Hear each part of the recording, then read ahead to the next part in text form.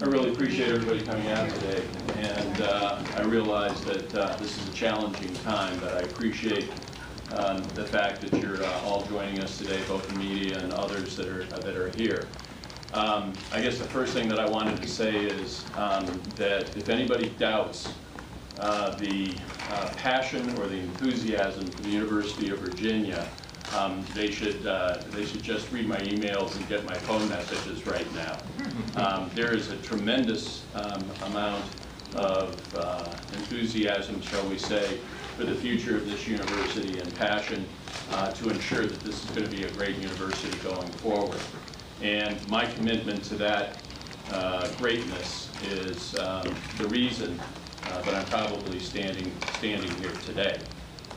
I guess there's a few things that I'd just like to say to start. The first one is that I really do appreciate all of the messages that I've received and all of the conversations that I've had over the last 24, 36 hours. By and large, I would say that the response that I've received has been very positive to the fact that I was asked to serve in this role, and that I think the support from the people that know me has been tremendous. And I really appreciate that because this is going to be, as I said yesterday, one of the most daunting things I'll ever do. So I really appreciate the tremendous support from our students, faculty, friends, my family, and everybody else that has contacted me. At the same time, there has been certainly quite a few messages that have been really more critical of not only what has happened over the last 10 days or so, but my decision to step into this role. And I can tell you, first of all, that I didn't assume this role lightly. It took a profound amount of deliberation before I was willing to step into the job. And I tried to weigh many of the issues that have been raised throughout this process. And so it was a difficult decision. But at the end of it, I have to say I felt like I had no choice. And the reason that I feel that I had no choice is that I love the university. I care more about this university than any other institution that I'm associated with. And in many respects, and this may sound odd, but in many respects, the reason that I did it was that I wanted to build on the tremendous work that I believe President Sullivan has done over the last 2 years in beginning to change the university, in beginning to change many of the ways that we do things at this university. And I wanted to, in a sense, pick up where she will leave off on August 15th or 16th, and do whatever I can in the interim period to really continue to build this university, to forge this university toward even greater success. And so number one, I think that I want to impress on everybody that I took this out of a commitment and a love for this university. I think that there's a couple of things that we need to do right now. And probably the most important thing that we need to do right now is start to rebuild trust. I am very aware that there is a breakdown in trust between many people in our community and the Board of Visitors. I realize that some of you don't trust me. I realize that there probably are divisions among the faculty and the staff in terms of what is the best way to proceed. And I want to really emphasize right now that the most important thing that I want to try to do is to rebuild that trust. One of the great things about this place is that I always thought so highly of my colleagues, and I thought so highly of the people that I worked with, and I trusted them. And it is, I guess, devastating to me that we've lost that trust over the last 10 days. And so while many people think that you know, I should resign or that I should do something other than what I'm going to do.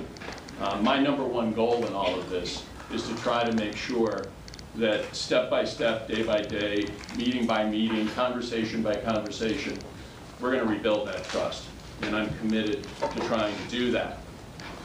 The way that I want to do it is that we have to unite ourselves in a common purpose to move the university forward. I absolutely believe that if I do my job properly, which is to engage all members of our community, if I start to engage the faculty senate, if I engage the various leadership groups in the schools, if I engage student groups, if I engage alumni, and all kinds of alumni from all schools, all parts of the university, the best way that we're going to be able to rebuild the trust that I talked about earlier, and the best way that we're going to be able to move forward is through conversation, engagement, and really an open dialogue about what this university can be, what it should do, and the best way to get there collectively. And so I think that really, you know, I want to stop right there. I only take this job on, once again, out of a sense of deep respect for everybody here at the university, out of a deep respect for President Sullivan, out of a deep respect for my colleagues and friends, and I can only say that I will do everything I can to continue the greatness of this university and to rebuild our community of trust. So we're going to open it up for questions. I'm going to hand this around to reporters who have questions so we can get it on recording. Henry? I guess just a question. I'm Henry Griffin. I know who you are. How are you? I watch you at 5:30 in the morning. Question for you is just, do you want this job permanently? I have absolutely no intention of being a candidate for the permanent job. I've said this many, many times. I have a job that is the job that I love, and that's being with my colleagues here at McIntyre School. And it's the job that I believe I'm best suited to. One of the things that I've made clear to some of my colleagues as we've discussed this potential opportunity is I am the first one to admit I have huge gaps in my knowledge about parts of this university. I've been here 15 years. I've got great relationships with other deans and other university leaders, but I don't pretend to know the things that they know about their areas of operation. So, you know, I really want to come back to the McIntyre School. I'll learn, I'll do the best I can in the time that I'm in the job, but I really want to come back to this job and do this job for the next whatever time I have. I'm going to hand it back. No, hold on. Okay. Go ahead, Paul. I'm Paul Spencer from the book. One of the questions that has arisen is your level of involvement in the process. And so the question is, when did you first become aware that you might be the person who would step into the role? The first conversation that I had a week ago, what day is today? Wednesday. A week ago yesterday, I came back from Asia, and I received a phone call and an email message from the rector, and I had a very brief telephone call with her where, first of all, she asked me for any input that I had on what was going on, and then secondly, she said, "Are you interested in being a candidate for the presidency?"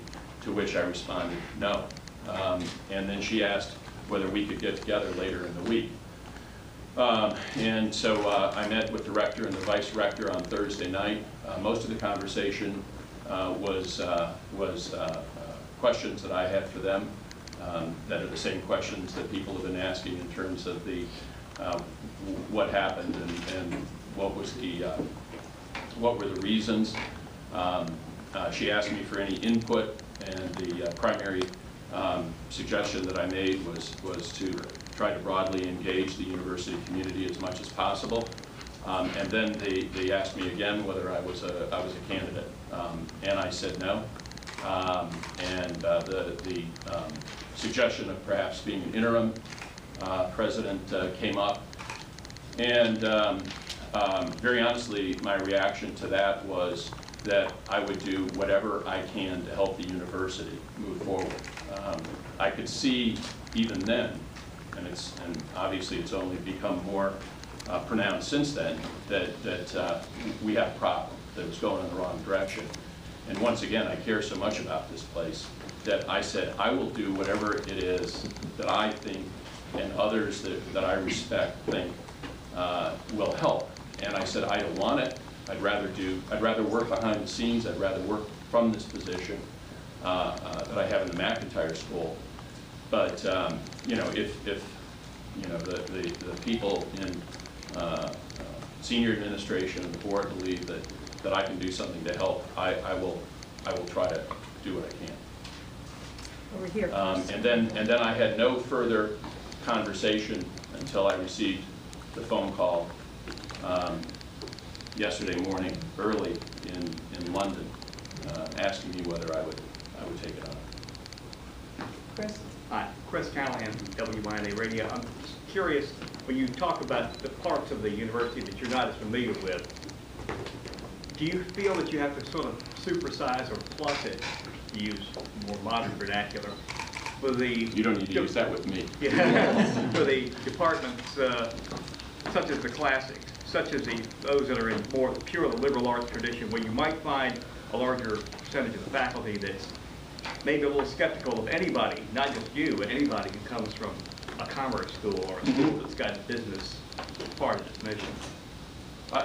So the question is, do I have to? Do you have to do more with those departments, with the faculty and staff of those departments that maybe have a more ingrained hostility? I have to do more with everybody right now, I feel like. No, I have already scheduled a meeting with the leadership of the Faculty Senate, and I have a meeting scheduled tomorrow with the Council of Chairs of the college.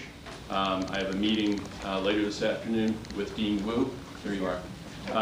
And so I'm already trying to reach out to parts of the university that, again, I may not be as familiar with, and try to engage them. But I also feel, you know, for example, in business schools, we don't do a lot of you know, government grant work. So I'm going to have to rely tremendously on my colleagues like Jim Ayler in engineering and Steve in the medical school and so forth to learn, you know, about overhead and all of the things that go into grants and work with them. Now, the important thing, though, is that I'm going to make that effort. I'm going to reach out and try to build those relationships and that trust. But one of the things that I feel is the absolutely most important thing, and a condition of me assuming this, is that John Simon is remaining as provost. And John is in my mind, the chief academic officer, really, and will be working with the deans. And I intend to learn a lot from him in terms of some of the experiences he's not only had this year, but actually his background in the sciences is a nice balance with some of the things that I've done over the years as well. Have you already gained a commitment for him that you're going to do, that he's going to stick around? Yes. Yes, we've been very explicit with each other that I wouldn't do this unless he stuck around. And I'm very glad that he will. In fact, I've talked to, and I don't want to, I mentioned John because it was an academic topic, okay? But I have now had conversations with a variety of the senior leaders, Michael Strine, Bob Sweeney, Carol, you know, a number of people. And I think we recognize we're all in this together. And we have to trust each other, we have to work together, and we're going to do so. And I think there's a complete consensus around that's what we're going to do.